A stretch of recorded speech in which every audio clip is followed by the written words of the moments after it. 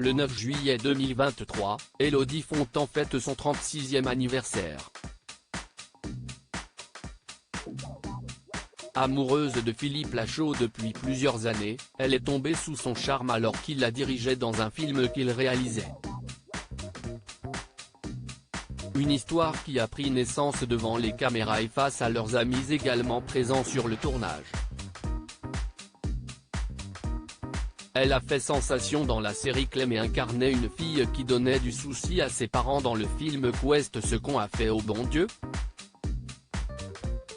Actrice dans le film Babysitting 2, c'est derrière la caméra qu'Élodie Fontan a trouvé l'amour. Et il ne s'agissait pas de n'importe qui puisque le jeune homme en question était un ami de longue date de la comédienne, Philippe Lachaud.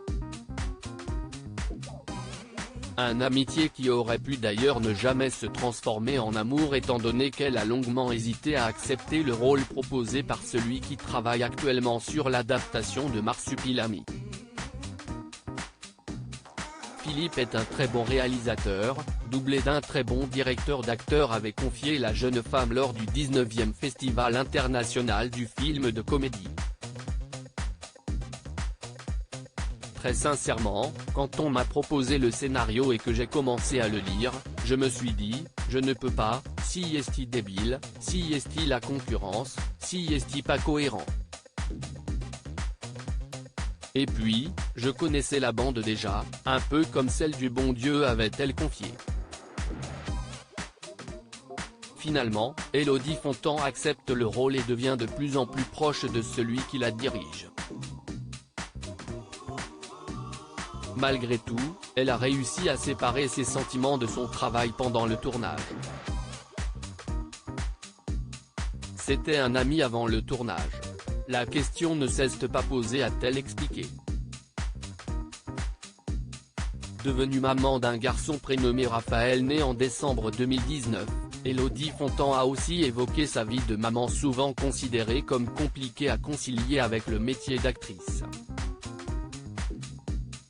Je suis une maman très attachée à son fils, on m'a beaucoup répété que faire un enfant en étant artiste n'était pas vraiment conciliable, et que ses enfants étaient souvent malheureux et seuls.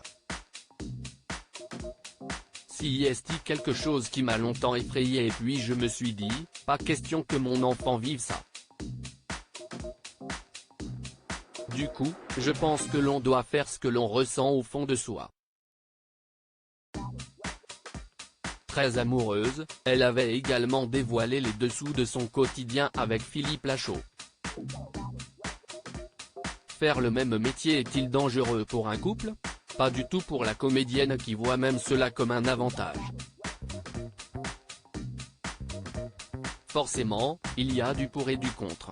D'arriver à se supporter toute la journée, ce n'est pas toujours simple. On doit arriver à faire une place pour chaque chose. Le travail ne doit pas empiéter sur la vie personnelle. Sur la vie privée, je pense qu'il faut arriver à faire la part des choses et trouver un juste milieu, sinon ça ne fonctionne pas. Même si parfois, on est tous les deux enclins à s'envoyer chier, à se poser des questions. Néanmoins, travailler avec son conjoint, si est aussi quelqu'un qui comprend vos enjeux et vos défis, avait-elle expliqué.